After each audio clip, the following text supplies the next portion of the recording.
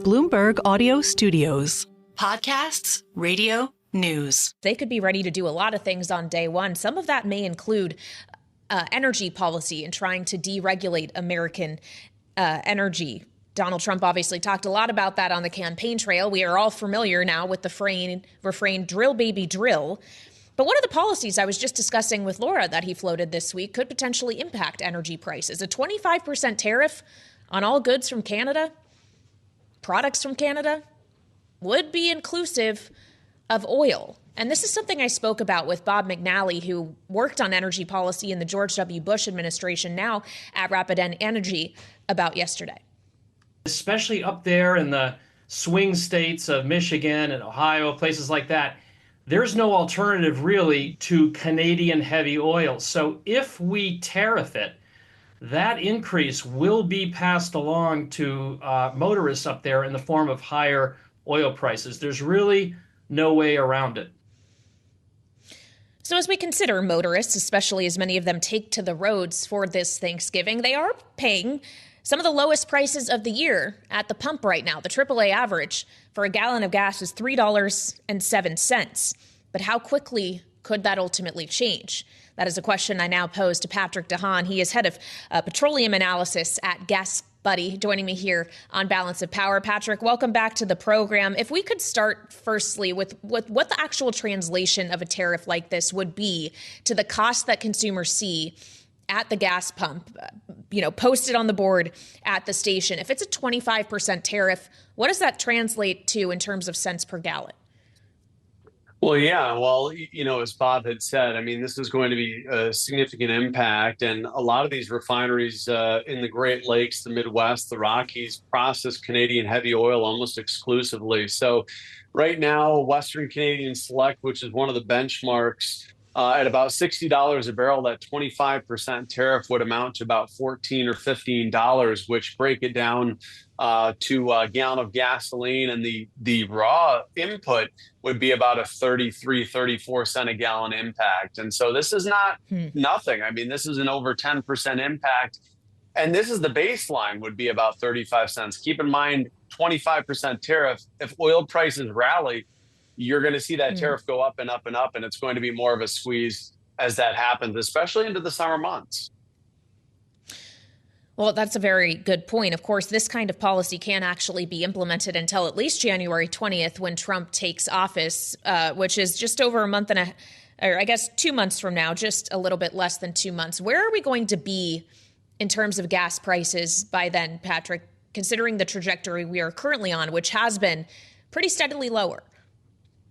Well, I think most consumers are going to feel that bite very significantly because over the next couple of months, we should see gas prices staying at relatively low levels. We still should have half of the country, if not more, seeing average gas prices below $3. For comparison's sake, GasBuddy counts about 30 states today below $3 a gallon. And though there may be some volatility in prices, depending on, the balance of global supply and demand, depending on Russia and Ukraine and the Middle East, there may be some minor fluctuations, but the seasonal low should stick around right through Inauguration Day. And if we see that tariff implemented, it's going to be a rather abrupt pinch at the pump for those areas that are going to be affected. Would that theoretically, and I understand we're playing in hypotheticals here, but would that lead to a just as abrupt drop-off in demand?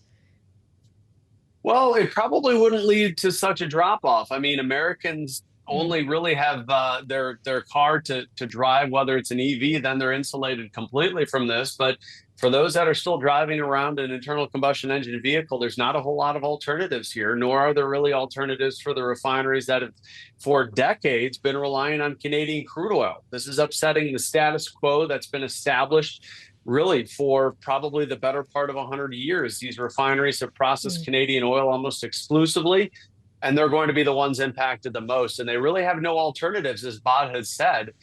These inland areas, Illinois, Michigan, Ohio refineries in this region just really don't have alternatives. Well, so explain that to those who might say, hey, Donald Trump has promised to deregulate American energy, to make it easier for them to build out new infrastructure, to increase their production capacity. That's going to mean we produce more, and potentially that means prices go lower. Why is that not true when we think about the need to potentially directly replace some of these imports? Yeah, I mean, absolutely. I mean, you're talking about a huge change in the status quo. I mean, a president that would potentially on day one levy massive tariffs is not something we're used to a president seeing. And so, I've heard folks say, well, how can the president have such a vast impact? Well, because presidents typically don't upset the status quo in such a huge way. And these refineries have long for, as I mentioned, decades been set up. They've been configured specifically to process more of this heavy Canadian oil. They have additional units, coking units, desulfurization. I mean, they have decades of experience processing Canadian oil and specifically designing their refineries around this type of oil. Keep in mind the largest refinery in the Midwest, 435,000 barrels a day down in Whiting, Indiana. That's Northwest Indiana. In 2008, spent $3.5 billion, essentially making itself more reliant on processing more Canadian crude oil. So, I mean, that's just how reliant these refineries are. There's been a steady supply of Canadian oil, an increasing amount for decades and decades. We're now receiving 4 million barrels of Canadian oil a day. So this is a drastic and sudden potential shift. Well, so when we consider the refiners, obviously we have to take into account refining margins here. And as we consider tariffs especially, we have heard this notion propagated by Trump and those who think similarly to him, this idea that not all tariffs are necessarily a direct cost that the consumer will pay. Companies could eat some of this, for example. Could we see instead of it being passed on to the end consumer at the gas pump, just a shrinking of refining margins, or are they likely to want to pass all of that additional cost on? Well, refinery margins are already at some of the worst levels we've seen in multiple years. I mean, refineries probably in this region are only clearing a few dollars a barrel. So, can they absorb some of it?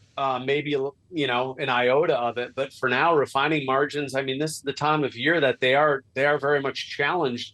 And keep in mind, the irony here is the only way that these refineries have been profitable is because Western Canadian crude oil generally comes to the U.S. at a pretty big discount because of its landlocked status. Now, the interesting dynamic here that few people are talking about is at the same time these tariffs could be implemented, Trump may again greenlight the Keystone XL pipeline, which ironically could give Canada exactly what it wants. Is it wants another market besides U.S. refiners.